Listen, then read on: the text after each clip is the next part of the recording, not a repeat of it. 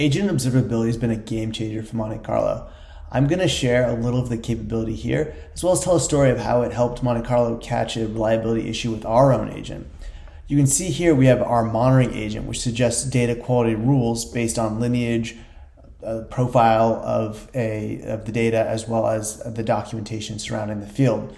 We can select a very specific LLM call, and we can see here the Monte Carlo SDK has added these workflows so we can associate which LLM call is related to which workflow within the agent. Here we're going to monitor the LLM call related to the workflow that creates numeric rules from the LLM agent. There are a number of different evaluations you can use in Monte Carlo's Agent Observability. Here we have an LLM as judge evaluation on task completion, but we also have pre-built monitors for answer relevance, helpfulness, clarity, language match, prompt adherence, and custom, which is really important. In addition to having these LLM as judge evaluations, you can set more deterministic code-based monitors. In this case, we have one for output length to make sure that our agent isn't being overly wordy. We're able to create a sample size for our evaluations to make sure that we have the coverage we need without breaking the bank. And again, the ability to set the alert conditions so that we can either set a static threshold, for example, if our completion score is under 2, or anomaly detection, for example, our word count, if it's anomalous, or if the total tokens are anomalously high. We can see here with total tokens, we have an operational metric looking at the cost of our agent. We can also do latency or duration as well.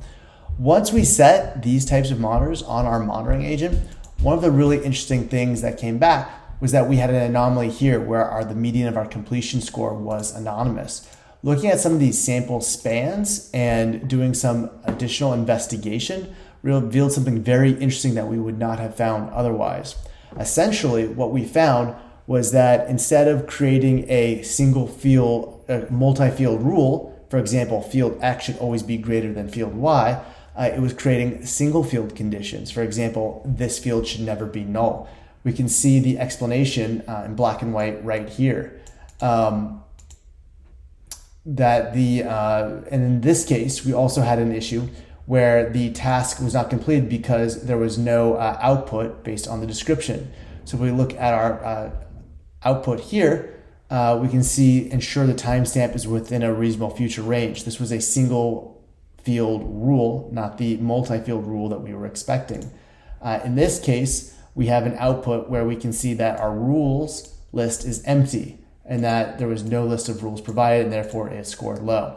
So the fact that we were able to catch our agent behaving in a way that was unexpected, providing an output that might not be fit for use, that we would not have caught any other way, was actually a huge boost to our team. It gave us a lot of confidence that we could go faster, stronger, bigger with our agents in production with 30,000 customers, and it can probably do the same for you as well. If you go to the Monte Carlo website and click request a demo, we'd love to talk to you.